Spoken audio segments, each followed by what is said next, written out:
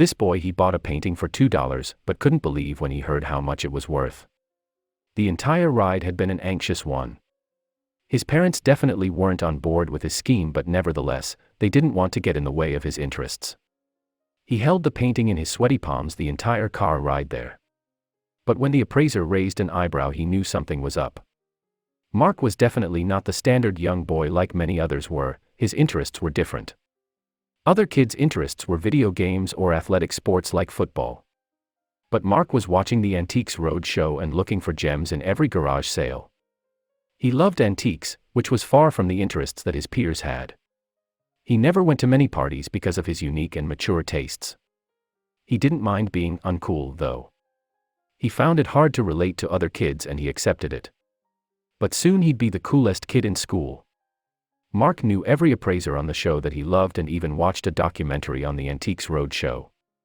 To say it was an obsession was an understatement.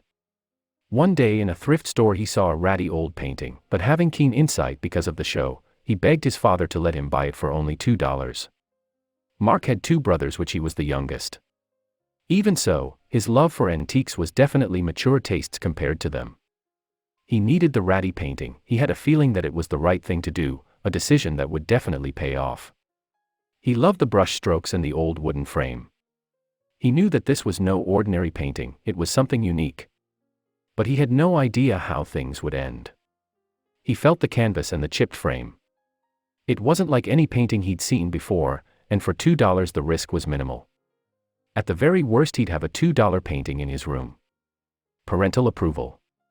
Once the painting was bought, Mark knew the next step was where the difficulties would come.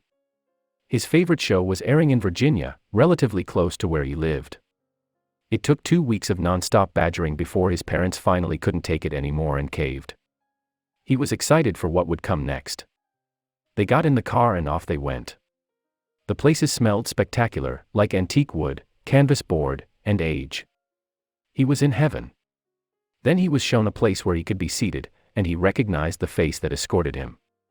He looked the same as when he was on Mark's TV, but there was something he never noticed about the man until seeing him in person. His presence, he was a host after all. It was the senior vice president of Freeman Auction House, David Weiss. He ran up, shook the man's hand, and gusted about the appraiser's past appearances on the show. The man's eyes went wide in shock. Obviously, he was surprised that a preteen would have this reaction. But the best part was still to come. David Weiss is one of the most respected appraisers in America. He has been making waves in the auction field since 1988 and is one of the show's head appraisers for paintings and oriental rugs. He has a sharp eye and a well of knowledge that most could only dream of. He was exactly what Mark wanted to be. Mark sat tall and confident as Weiss set him up at the table and explained about the cameras. However, inside he was jittering with excitement. It only got better when Weiss started asking questions, and Mark delivered totally unexpected answers that quickly changed the tone of the entire interview. He asked what Mark liked to collect. He grinned and answered, "I like glass, sterling silver, and art." He also tried to sell his finds online to make a little profit. But he knew he had to wait until September to assess anything sterling silver because of market fluctuation. Weiss looked at Mark in amazement. But it was time to get to the main event.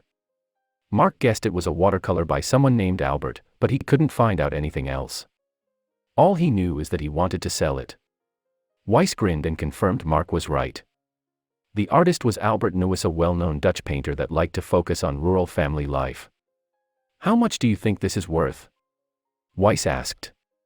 Albert Nuis' paintings were unique in how he specialized in the shine of satin clothes and his use of light. The watercolors he used became known for their sparkling transparency. But the question remained. "How much do you think this is worth?" Weiss asked Mark. $150, Mark answered confidently. Making that much money off a $2 investment would have been amazing. The appraiser's grin changed, and it made Mark's excitement skyrocket. "It's worth more than that," Weiss said. Mark sat up straight on the edge of his seat. His face was full of anticipation. His parents watched from the sidelines. Their hearts pounded for their little boy. "How much do you think it's worth?" Mark excitedly asked. He was barely able to stay seated. The crowd grew silent. $1,500. Are you ready to find out? Weiss asked teasingly. Yes, Mark replied. Today, if your Albert Noes watercolor came to an auction, it would probably sell for about $1,000 to $1,500. It was Mark's turn for his jaw to hit the floor. Out of the corner of his eye he also saw his parents' reaction. His parents stared at Mark in shock, their jaws hanging open. Once the surprise passed, they looked at their son in complete amazement and admiration. They didn't teach him any of this. He learned how to spot a treasure all by himself. And not only that, he also had to fight hard to persuade them to trust him. It was a mixture of shock and pride. It wasn't the first time Mark's persistence had turned a profit, and they were already so happy he had such a unique hobby, but this was the biggest dollar amount he had made so far. Weiss also had a number of compliments that would turn his face red. As with all investments, it can be a risky business, especially if that investor is not even a teenager yet. But for Mark, he didn't feel too young. He was smart and did a lot of research. This was all he needed to encourage his parents to take him more seriously. And it wasn't only his parents that had a change of heart. Once Mark's unique talent and successful story hit the TV, he instantly became the coolest kid in town. Although Mark didn't really care too much what other kids thought of him, it was nice to know that now, they understood him. Suddenly, making money and being smart was cool. But Weiss also had a number of compliments for Mark that would turn his face red. Weiss, even though Mark still had lots to learn if he wanted to become a professional, he was already leaps and bounds ahead of any other dealer was when they were that young.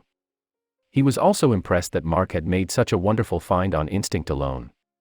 The muted image of a farm wife and her child took on an entirely different light. So did his parents' attitude about the entire trip. He felt a new, intense itch to get online and learn more so he could hone his skills, and hopefully visit some auction houses soon. The entire experience was amazing.